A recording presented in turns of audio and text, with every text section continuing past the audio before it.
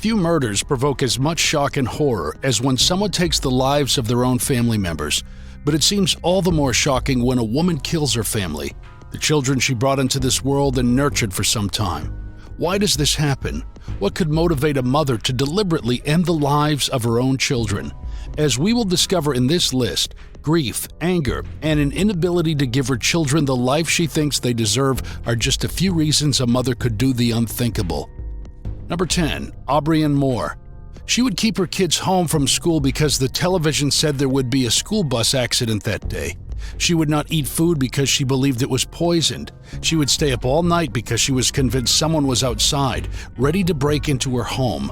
Such was the psychosis of Aubrianne Moore, single mother to 3 children: Elena, age 2, Cassidy, 6, and Kiri, 8. A Newaygo County, Michigan social worker had stated in probate court that it was only a matter of time before Aubrianne endangered herself or someone else and should be committed to a mental institution. Less than 5 months later, on February 18, 2019, Aubrianne shot and killed her 3 children before turning the gun on herself. Using a fake doctor's note to remove the children from school, Aubrianne took the kids to lunch before going to a heavily wooded area on a property belonging to her great-grandmother. She then brought each child into the woods individually and shot them with a hunting rifle. Afterward, she put the bodies in her car and drove to her boyfriend's house. She shot herself in his driveway. Investigation into Aubrianne's life showed that she had been hospitalized in the past for her mental state and had been diagnosed with unspecified schizophrenia. Family members said there were actions being taken to remove the children from the care of their mother, but Child Protective Services was not involved. Overall, it is believed that she most likely was not taking her medication and had a psychotic break, leading to her horrific actions. Number 9. Ethel Geller Yeldem. On May 6, 1930, Ethel Geller Yeldem took the 7 children from her second marriage into town to have a group photo taken. Afterward, she took them home, bathed each one, and tucked them into bed. Then, one by one, she shot them in the heart before turning the gun on herself.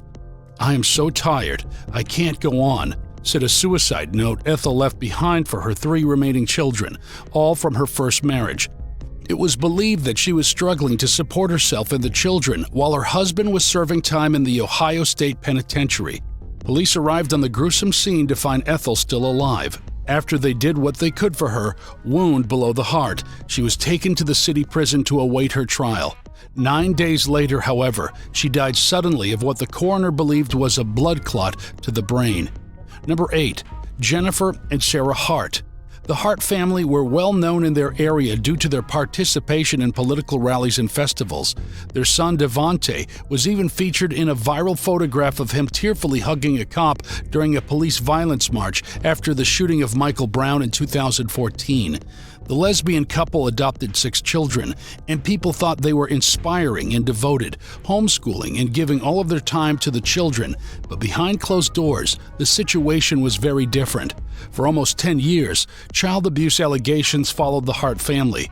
Parents Jennifer and Sarah constantly moved the family from state to state to avoid neighbors who called child services on the family and eventually removed them from school after one of the children reported abuse to a teacher, leading to Sarah being charged with malicious punishment of a child and misdemeanor domestic assault. In March 2018, just days before an impromptu trip to California that would end in the family members' deaths, a social worker had stopped by the house to check on the family's living situation after new allegations of abuse had surfaced. Police believe this was the motive behind the family eventually ending up in Mendocino, California, where they would meet their fate. With Jennifer driving, Sarah in the passenger seat, and all 6 kids in the back. Jennifer, without any hesitation, as indicated by the lack of tire or brake marks at the scene, drove the family's SUV off a cliff, plunging almost 30 meters, 100 feet to a rocky shoreline below. A toxicology report stated that Jennifer had a blood alcohol level of 0.102, and Sarah and 2 of the children had a significant amount of Benadryl-type substance in their systems. No one in the car was wearing a seatbelt. After the crash, Jessica and Sarah, along with 3 of their children, Marcus, Jeremiah, and Abigail, were found in and around the vehicle.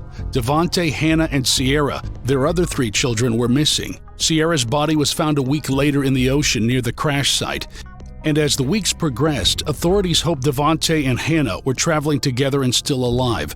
10 months after the crash, though, partial remains discovered near the crash site were positively identified as Hannah's, confirming that she had not survived the crash and dashing hope that Devontae had survived as well. Devontae's remains have yet to be discovered. Number 7. Emma Cooper.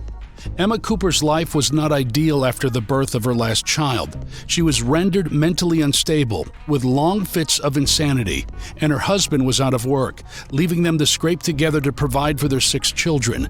But one night in June 1908, Emma wanted to show her family a great time, as it would, unbeknownst to them, be their last, by taking them to a special vaudeville show at the Alma Theater in Cadillac, Michigan.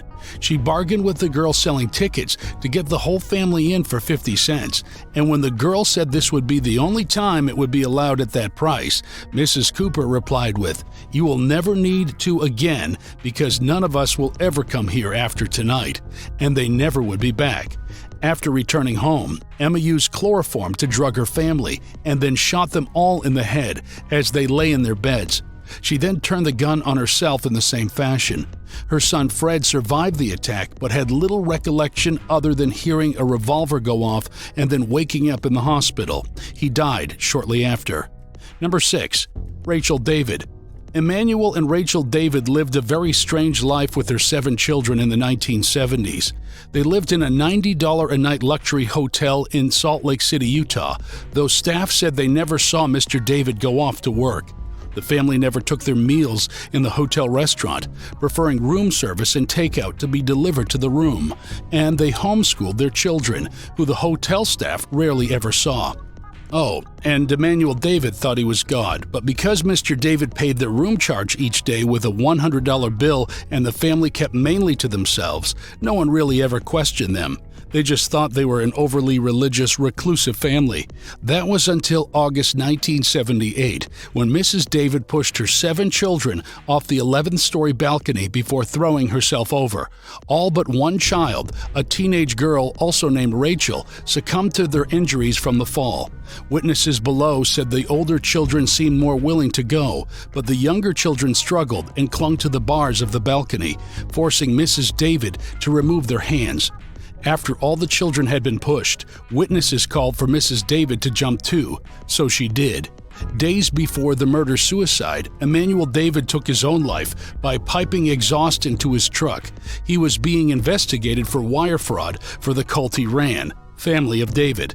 Though Mrs. David's exact motive for taking the lives of her children and herself is unknown, Mr. David's brother, also a member of the cult, believes the family was lost without Emmanuel and didn't know how to continue after his death.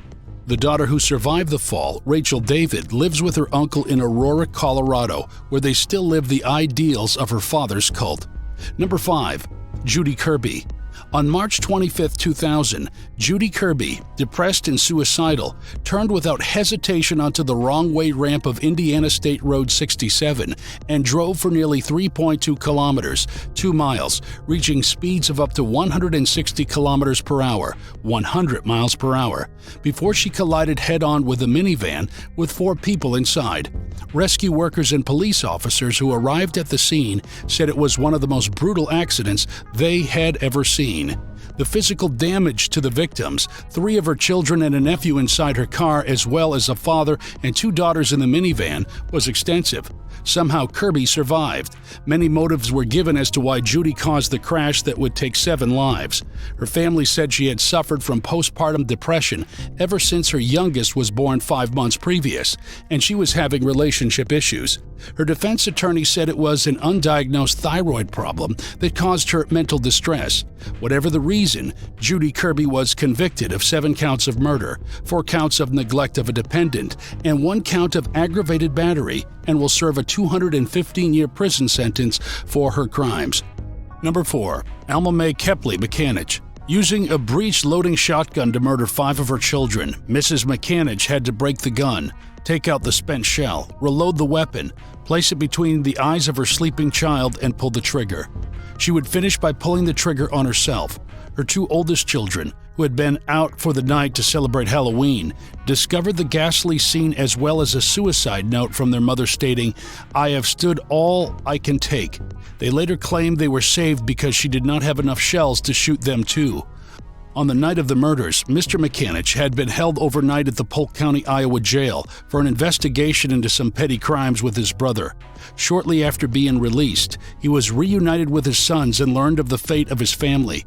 He claimed he was afraid something might happen, as his wife had not been in the right state of mind for quite some time. Mrs. McAninch and her children were laid to rest in one large grave in November 1937. Number 3. Tracey Shaw. Screaming, "My babies, my babies."